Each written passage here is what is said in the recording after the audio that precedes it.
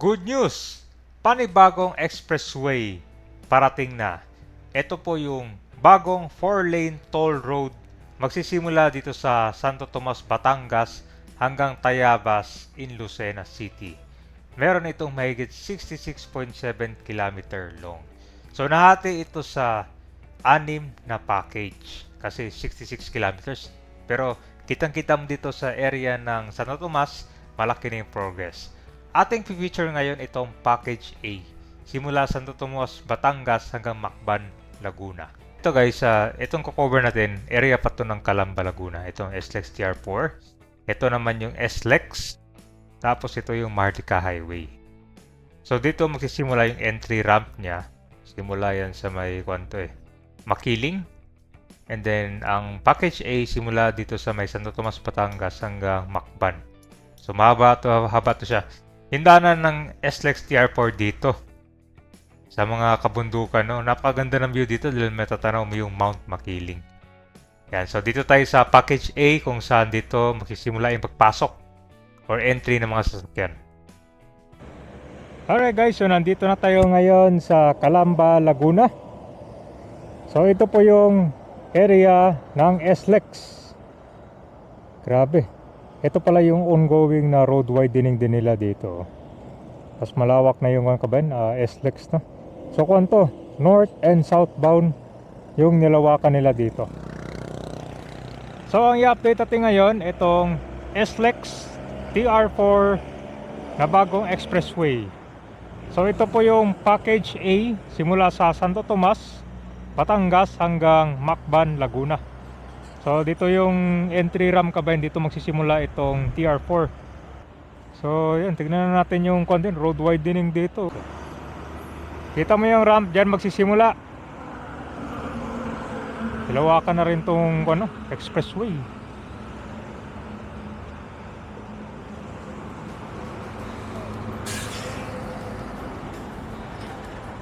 Diyan nadaan to sa mga kabundukan kabayan. May kita mo yung view ng Mount Makiling. Ayos, parang dati, talahib lang to dati, no? Tinanggal lang nila, no? Ayos. Kung going, actually sa mga ibang part kabayan, hindi lang dito sa may area na ng Calamba, Santo Tomas, pati dun sa malapit sa Santa Rosa, papuntang Manila. May mga ibang part din dun sa SLEX na nilawakan na nila. Dito naman sa kabilang side, makikita mo rin na nilawakan na rin tong SLEX. Ito kabayan, papuntang southbound, dito northbound. Yan, pabalik ng Metro Manila. Yan, no? So big improvement, no?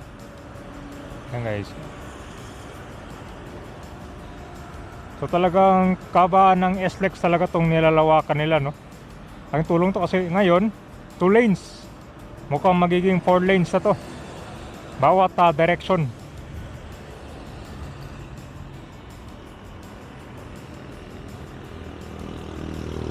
Guys, itong construction na to diretso na to sa Santo Tomas, Batangas, dun sa Barangay San Antonio, Barangay San Miguel.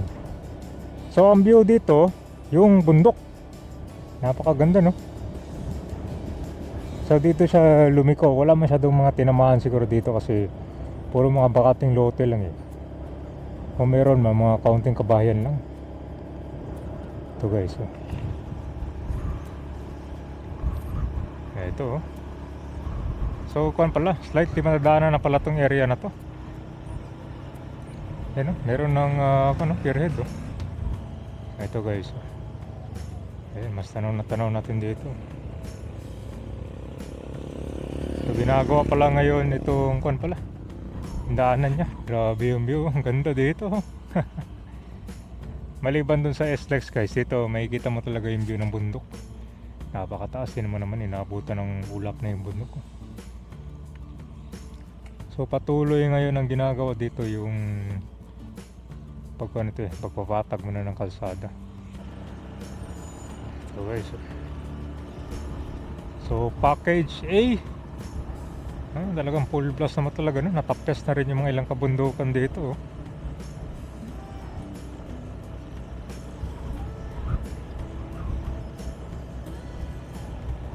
Tsaka malamig dito sa area. Kumpara mo dun sa Marlica Highway. Mainit. Grabe pala yung construction dito.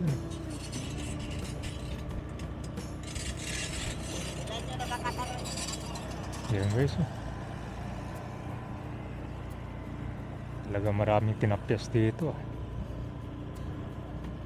Ito kanyata subdivision area na to eh.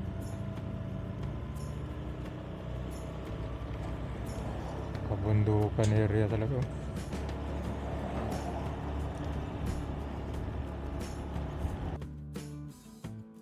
So ito po yung SLEX kung saan nagkakaroon ito ngayon ng road widening. May mga ibang part na dito sa SLEX, hindi lang dito sa area ng Calamba, Laguna at Santo Tomas, pati doon papunta sa may Alabang, Muntinlupa, nilalawakan na rin para mas maraming mga sakyan na makakandaan. Puro mga ako lang to eh, puno lang dati. Ito po yung ramp. So makikita mo parang ito yung entry. Ito yung southbound na, so dito papasok. And then kung galing papunta mo northbound, dito sa kabila naman na. So ito yung sa package A ng SLEX.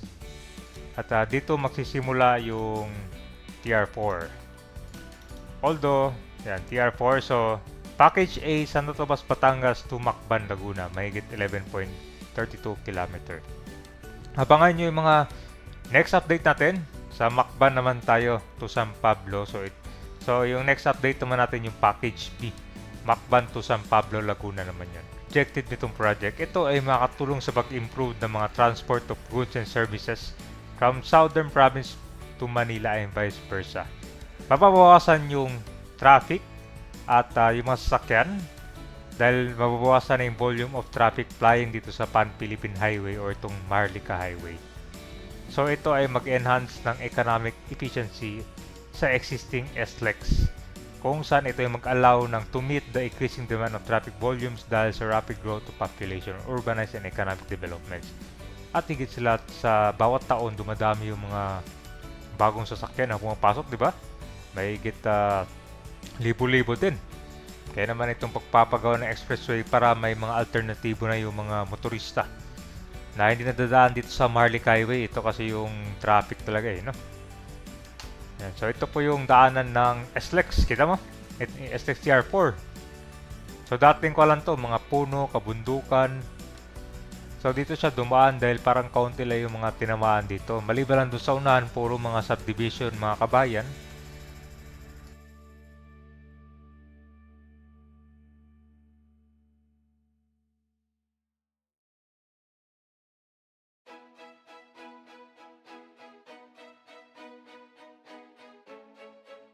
Napakaganda na rin ng SLEX dito dahil sa ginagawang road widening. Pag natapos tong SLEX TR4, pag ang biyahe nyo simula sa Santo Tomas, Batangas papuntang Lucena, hindi na kailangan dumaan sa Marlica Highway, kundi dito na sa TR4.